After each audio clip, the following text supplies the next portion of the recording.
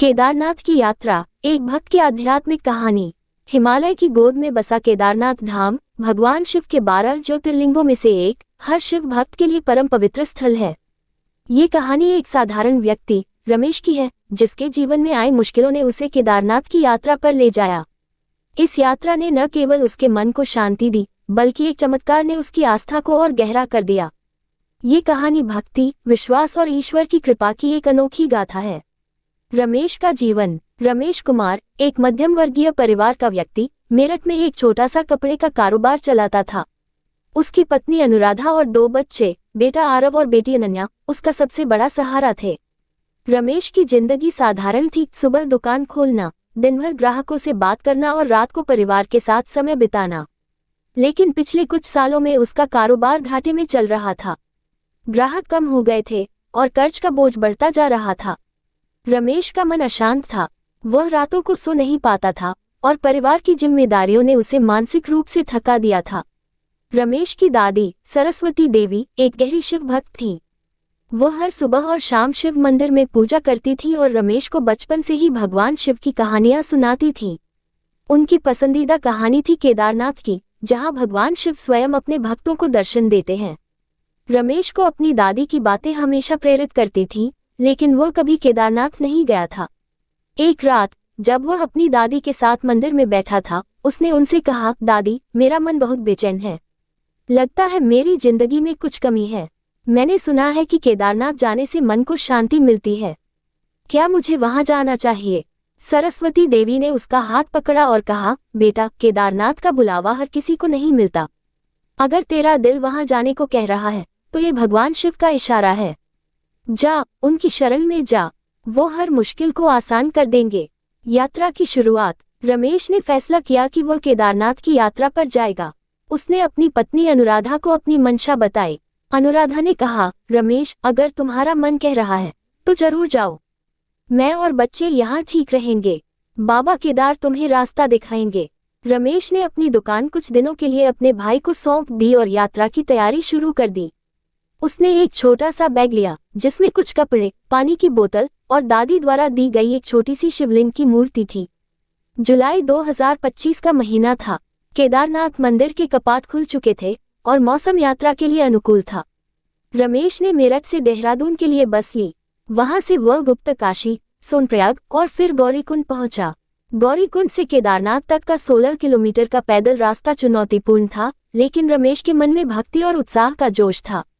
हिमालय की गोद में। गौरीकुंड से केदारनाथ का रास्ता हिमालय की प्राकृतिक सुंदरता से भरा था। मंदाकिनी नदी का साफ पानी, हरे भरे जंगल और बर्फ से ढकी चोटियां रमेश के मन को सुकून दे रही थी। लेकिन रास्ता आसान नहीं था। खड़ी चढ़ाई, पथरीले रास्ते और ठंडी हवाएं हर कदम पर उसकी परीक्षा ले रही थी। रमेश ने अपने बैग से दादी की दी हुई शिवलिंग की मूर्ति निकाली और उसे अपने पास रख लिया।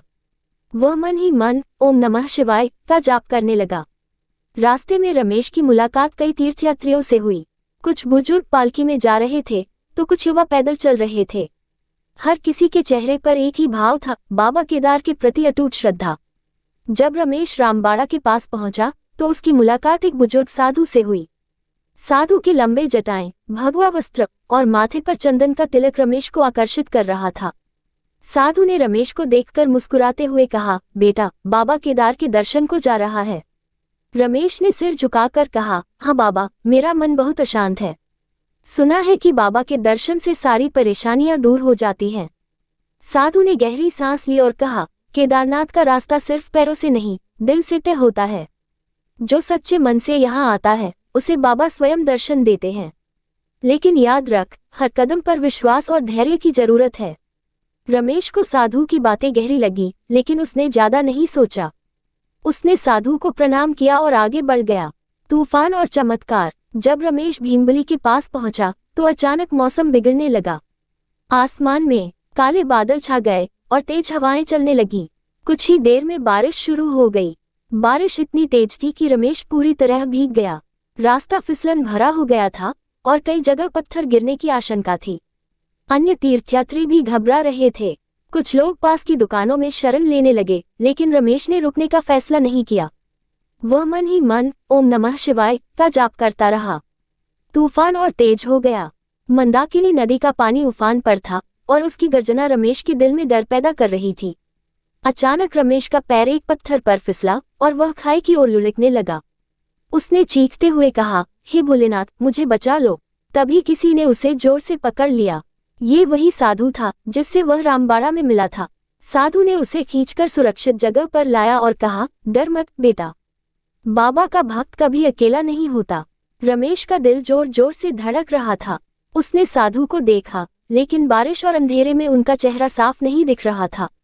साधु ने उसे एक पत्थर के नीचे शरण लेने को कहा और खुद बारिश में खड़े रहे। रमेश ने कहा, बाबा आप भी भीग जाएंगे, यहाँ आ जाए। लेकिन साधु ने सिर्फ मुस्कुराया और बोले, मुझे बाबा केदार की कृपा मिली है, मुझे कुछ नहीं होगा। तूफान कुछ देर बाद थम गया और रमेश ने साधु को धन्यवाद दिया। लेकिन जब वह साधु को ढूंढने लगा तो वह कहीं नहीं दिखे। रमेश को लगा कि शायद साधु आगे बढ़ गए। वह फिर से अपनी यात्रा पर निकल पड़ा। रात हो चुकी थी और वह कपे ए की मात्रा द पे आ की मात्रा रन आत मंदिर के पास पहुंच गया। मंदिर में दर्शन और चमत्कार। केदारनाथ मंदिर का भव्य दृश्य देखकर रमेश का मन आनंद से भर गया। मंदिर के बाहर नंदी की विशाल मूर्ति और चारों ओर बर्फीली चोटियां उसे स्वर्ग में होने का एहसास करा रही थी। रमेश ने मंदिर में प्रवेश किया और भगवान शिव के ज्योतिर्लिंग के दर्शन किए। उसकी आंखों से आंसू बहने लगे। उसने दादी की दी हुई शिवलिंग की मूर्ति निकाली और उसे ज्योतिर्लिंग के पास रखकर प्रार्थना की, हे भोलेनाथ, मेरे जीवन की सारी परेशानियां दूर कर दो, मुझे और मेरे परिवार को शांति दो। तभी मंदिर में एक अजीब सी शांति छा गई। ऐसा लगा जैसे समय ठहर गया हो। रमेश ने देखा कि मंदिर का पुजारी और अन्य भक्त भी शांत हो गए। अचानक ज्योतिर्लिंग से एक तेज रोशनी निकली। रमेश ने देखा कि ज्योतिर्लिंग से एक आकृति उभर रही थी। यह एक विशाल भव्य पुरुष की आकृति थी, जिसके माथे पर चंद्रमा, गले में सर्प और हाथों में त्रिशूल था। रमेश की सांसें थम गईं। वह समझ गया कि यह स्वयं भगवान शिव हैं। रमेश ने भगवान शिव को प्रणाम किया और बोला, हे महादेव, क्या ये सच है? क्या आप मेरे सामने हैं? भगवान शिव ने मुस्कुराते हुए कहा, मेरे भक्त, मैं हमेशा अपने भक्तों के साथ हूँ। तूने सच्चे दिल से मुझे पुकारा, इसलिए मैं यहाँ हूँ। तेरा विश्वास और भक्ति मुझे यहाँ खींच लाए। रमेश की आंखों से आंसू बह रहे थे। उसने कहा, प्रभु, मेरी जिंदगी में बहुत दुख है, मैं नहीं जानता कि मैं क्या करूं। भगवान शिव ने कहा, जीवन में सुख दुख आते जाते रहते हैं।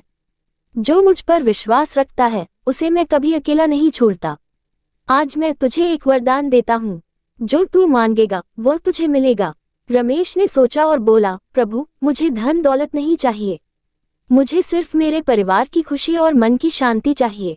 और हाँ, मैं चाहता हूँ कि मेरे जैसे हर भक्त को आपका आशीर्वाद मिले। भगवान शिव ने हंसते हुए कहा, तेरा दिल सच्चा है, मैं तुझे और तेरे परिवार को सुख शांति का आशीर्वाद देता हूँ। और मेरे भक्तों के लिए मैं एक चमत्कार दिखाऊंगा जो उनकी आस्था को और मजबूत करेगा। प्रकृति का चमत्कार। अगले दिन जब रमेश मंदिर से निकला तो उसने देखा कि मंदिर के पास की एक बर्फीली चोटी पर एक विशाल शिवलिंग जैसी आकृति बन गई थी। यह आकृति इतनी साफ और भव्य थी कि ऐसा लग रहा था जैसे प्रकृति ने स्वयं भगवान शिव की मूर्ति उकेर दी हो। ये चमत्कार देखकर सभी तीर्थयात्री हैरान रह गए। कुछ लोग इसे प्राकृतिक घटना कह रहे थे, लेकिन रमेश जानता था कि यह भगवान शिव का चमत्कार था। जल्दी ही यह खबर जंगल की आग की तरह फैल गई। लोग दूर दूर से उस शिवलिंग की आकृति को देखने आने लगे। वैज्ञानिकों ने इसे प्राकृतिक घटना बताया, लेकिन स्थानीय लोग और भक्त मानते थे कि यह बाबा केदार का साक्षात दर्शन था। सोशल मीडिया पर इसकी तस्वीरें वायरल हो गईं और केदारनाथ में तीर्थयात्रियों की संख्या और बढ़ गई।